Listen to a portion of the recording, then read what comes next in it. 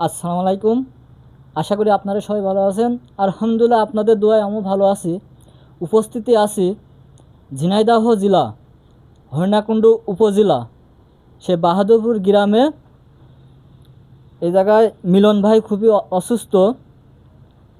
Stroke করে দুই হাত দুই পায়ে কোনো বল নেই।